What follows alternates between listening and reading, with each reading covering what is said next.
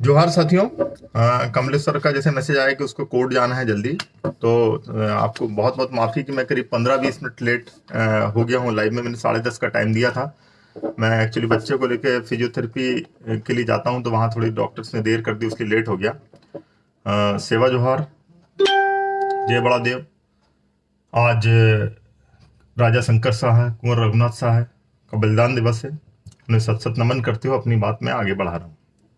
ये जो आप गमछा देख रहे हैं मेरे ऊपर डला हुआ, ये तिलक सिंदूर में मुझे गोंड समुदाय ने सम्मान किया था और दिया था।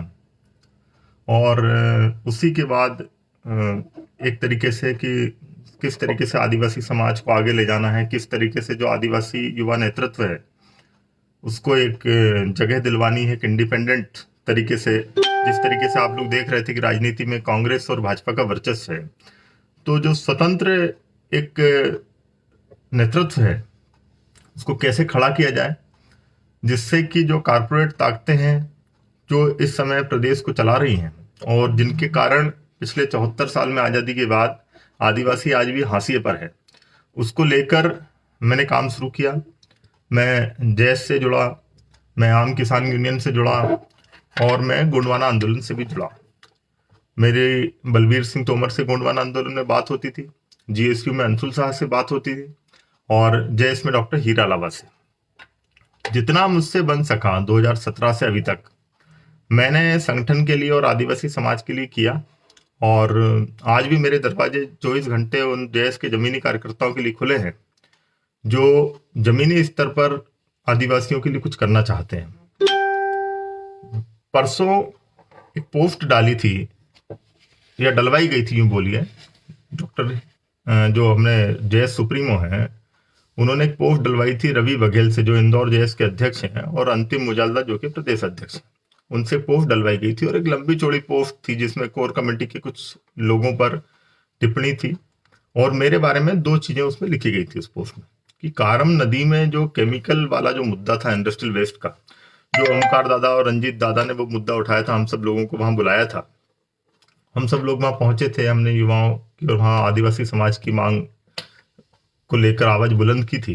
तो उसको लेकर लिखा है इन्होंने कि मैंने वहां पर युवाओं को गुमराह करके एफआईआर करवा दी और मुझे प्रदूषण नियंत्रण बोर्ड से काफी घूस मिला। दूसरा आरोप इन्होंने मुझ पे लगाया था कि 2018 में जो है टिकट दिलवाने के नाम पर कई लोगों से पैसा वसूल कर मैंने इंदौर में कोठी खड़ी कर ली। तो ये जो 2 आरोप इनके द्वारा लगाए गए थे, यदि इनके पास इससे जुड़े कोई तथ्य हैं, सबूत हैं, तो वो जेएस के कार्यकर्ताओं के सामने रखें, सोशल मीडिया पे रखें, फेसबुक पे रखें। बिना तथ्यों के आप किसी के ऊपर, किसी की इंटीग्रिटी के ऊपर प्रश्न उठाओगे तो हम जैसा संवेदनशील आदमी, ईमानदार आदमी तो चुप नहीं बैठेगा। मैंने डिफेमेशन नोटिस दिया है 1 करोड़ का, और वो डिफेमेशन नोटिस जेएस पर नहीं है, जेएस के इन 2 व्यक्तियों के खिलाफ है जिन्होंने गैर जिम्मेदाराना अमर्यादित टिप्पणी मेरे खिलाफ की है और इसके लिए इनको कोर्ट में जवाब देना पड़ेगा और मैं इसमें पीछे हटने वाला नहीं हूं। यदि इनके पास सबूत हैं तो इन दोनों आरोपों के सबूत कोर्ट में लेके आए और दूध का दूध पानी का पानी हो जाएगा, न्यायालय निर्णय दे देगा। यदि गलत होंगे वो तो क्रिमिनल डिफेमेशन केस चलेगा और उनको मानहानि भी देनी पड़ेगी, और यदि वो सही है तो मैं राजनीति छोड़ दूंगा। मेरा 25 साल का सामाजिक करियर है, कम से कम व्यापम में 2500 लोगों को जेल पहुंचाया है, उसमें एक कैबिनेट मंत्री है और कई सारे आईएएस आईपीएस हैं। यदि 1-1 लाख रुपया भी उनसे रिश्वत खाता तो आज 250 करोड़ का मालिक होता। इसके पहले मैंने बहुराष्ट्रीय दवा कंपनियों के खिलाफ अनएथिकल क्लिनिकल ट्रायल में बहुत बड़ा एक आंदोलन खड़ा किया, सुप्रीम कोर्ट तक में गया, वो पूरी बहुराष्ट्रीय दवा कंपनी लॉबी को झुका के भारत के अंदर से अनएथिकल क्लिनिकल ट्रायल को खत्म किया। ये वो दवा कंपनी लॉबी है जो अमेरिका की सरकार बदल देती है। इतनी बड़ी ताकतों के आगे जब मैं नहीं झुका, और जहां तक जेएस का प्रश्न है, मैंने कभी जेएस के इंटीरियर मैटर में कभी दखल नहीं दिया कि आप किसको अध्यक्ष बना रहे हो, आप कहाँ किसको नियुक्ति दे रहे हो। लेकिन जहां मुझे दिखेगा कि जेएस गलत हाथों में जा रहा है, जेएस के कार्यकर्ताओं को मजबूर किया जा रहा है कि आप कांग्रेस के झंडे डंडे उठाइए, आप कांग्रेस की रैलियों में जाइए, तो जेएस को कांग्रेस की जूती तो नहीं बनने दे सकता ना। आज बड़वानी में जेएस के अध्यक्ष उसके मंच पे क्यों गए, जेएस के जिला अध्यक्ष को क्यों लेके गए? आज हमारे एजेंडे कांग्रेस क्यों तय कर रही है? भाई हमको तो कांग्रेस और भाजपा दोनों से एक बराबर दूरी तय करनी है। मेरा तो एक सपना है कि आदिवासी सरकार हो, और उस सपने के लिए बहुत ईमानदारी से मेहनत की, और जेएस को ब्रांड बनाने में जो भी मुझसे बन पड़ा वो किया। आज दोनों पार्टियों ने आदिवासियों के साथ दगा किया है। जमीन पर न 5वीं अनुसूची लागू है, न पैसा एक्ट लागू है, न फॉरेस्ट राइट एक्ट लागू है। आदिवासी आज हाशिए पर है। हम चाहते हैं कि जो जेएस की स्थापना जिन लोगों ने की, एक अकेले हीरा लावा ने तो जेएस की स्थापना नहीं की, कई सारे लोगों ने मिलकर जेएस के लिए मेहनत की, और कई लोग ऐसे लोग हैं जिनके आप नाम भी नहीं जानते होंगे, वो लोग आज भी जमीन पर जेएस के लिए जुझारूपन से काम कर रहे हैं। उन सब लोगों को मिलाकर आज जेएस बना है। तो जेएस को यदि कोई एक आदमी चाह रहा है कि ये मेरी बपोती है, मैं अपने हिसाब से निर्णय लूंगा, तो आप लीजिए निर्णय अपने हिसाब से। लेकिन जहां हमको लगेगा, तो भाई लोकतंत्र में हर आदमी को अपना विचार रखने की आजादी है। मैंने भी अपने विचार रखे कि भाई मुझे रायसेन में जो नियुक्ति हुई है मुझे ठीक नहीं लगी, या धार में एक अपराधी छवि के व्यक्ति को आगे बढ़ाया जा रहा है, तो हम लोग सूचना के अधिकार में उसके अपराध की जानकारी निकालेंगे और कलेक्टर के सामने रखेंगे कि सब इतने अपराध हैं, इस पर निगरानी सुना बदमाश है, या आज जेएस के साथ क्या कर रहा है, या जो लोगों ने जेएस के लिए खून नहीं बहावा है, पसीना नहीं बहाया, जमीन पर आंदोलन नहीं किया, उन लोगों को जेएस की कमांड क्यों सौंपी जा रही है? कांग्रेस बैकग्राउंड के लोगों को ला कर जेएस क्यों ज्वाइन करवाई जा रही है?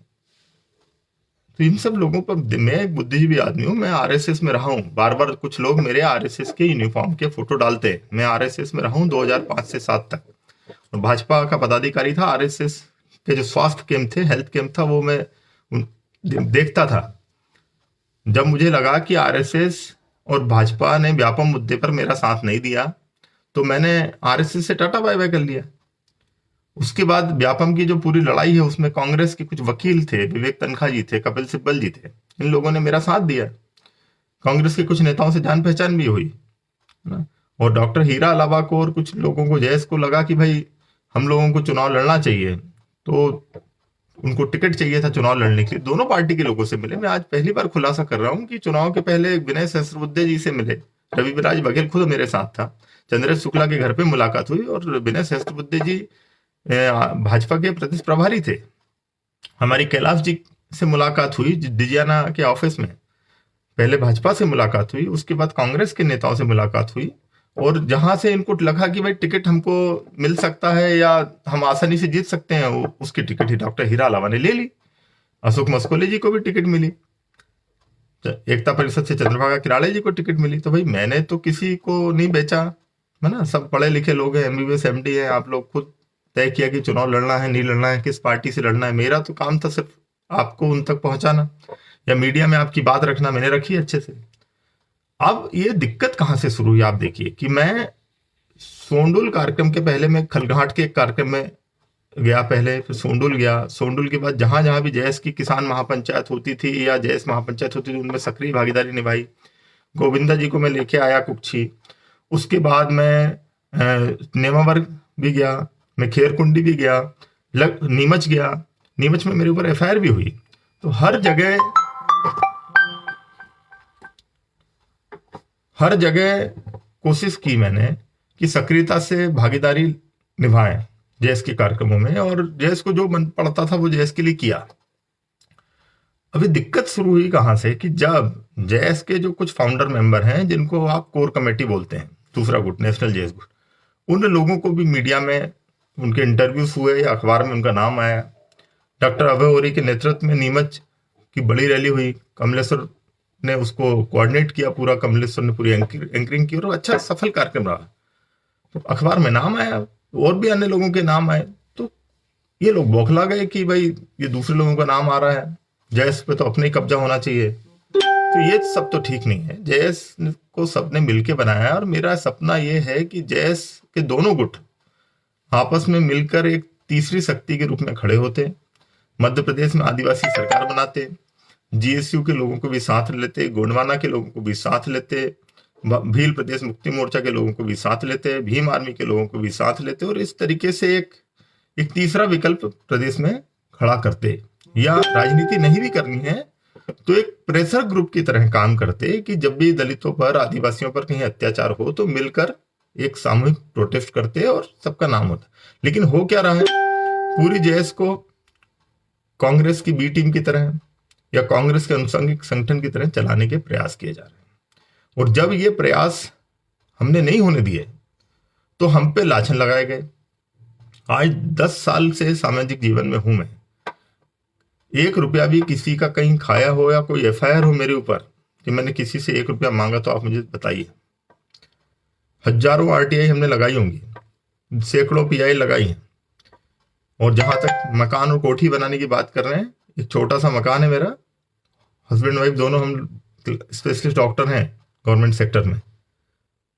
इंदौर शहर में 40-50 लाख का मकान बना सकते हैं। 17 साल हो गए एमबीबीएस किए हुए, प्रोफेशनल लाइफ में है।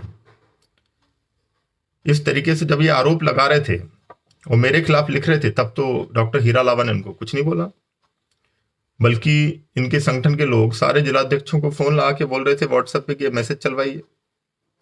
मुझे बदनाम करने के प्रयास किए गए पहले, और मुझे बोला गया कि भाई ये टिकट के नाम पर पैसे लेते हैं, ये लॉबिंग कर रहे हैं। तो ये सब तो मैं तो नहीं सहन करने वाला ना। मैं तो इसके पहले भी कई डिफेमेशन केस लगा चुका। यदि आप मेरे खिलाफ कुछ उल जलूल आधारहीन मेरे ऊपर भ्रामक आप आरोप लगाएंगे तो आप उनकी या तो सबूत इकट्ठे करिए, सबूत नहीं है तो नहीं लगा सकते आप कानूनन। इसका जवाब तो आपको कोर्ट में देना पड़ेगा। नोटिस मैंने दे दिया, और आगे भी यदि मेरे खिलाफ कोई इस तरीके की टिप्पणी किसी ने की तो मैं उसको छोड़ने वाला नहीं, है ना। और यदि आप लोगों को लगता है कि मेरे कारण जैस टूट रहा है या मैं जैस को एक गलत दिशा में ले जा रहा हूं या मैं गैर आदिवासी हूं, मैं पहली बात तो ये बता दूं कि कई लोगों ने प्रचारित किया गैर आदिवासी हूं। मैं आपको बताना चाहूंगा कि मैं कलाल समुदाय से हूं, ओबीसी में आता है, और ये समुदाय ऐसा है जो महुए की शराब बनाकर बेचा करता था। तलहट्टी में तालाब, जो पहाड़ी है एरिया है, तराई है, वहां समुदाय रहता था, हमेशा आदिवासी समाज के साथ रहा। मेरा जो पैतृक गांव है जहां हमारा जन्म हुआ है वो भी आदिवासियों का गांव है, जहां मेरी पढ़ाई हुई है वो भी आदिवासियों का गांव है। मेरा पूरा जीवन बचपन से लेकर आज तक आदिवासियों के बीच में मेरा जीवन निकला है, इसलिए आदिवासियों के प्रति मेरा एक भावनात्मक जुड़ाव है। उसी के जुड़ाव के चलते मैं जैस से जुड़ा था। और यदि लोगों को लगता है कि मैं जैस के साथ गलत कर रहा हूं या जैस को एक गलत दिशा में ले जा रहा हूं, तो मैं आज से ये घोषणा करता हूं कि मैं जैस के किसी भी चीज में मैं इंटरफेयर नहीं करूंगा, और आज से मैं जैस को अलविदा बोल रहा हूं।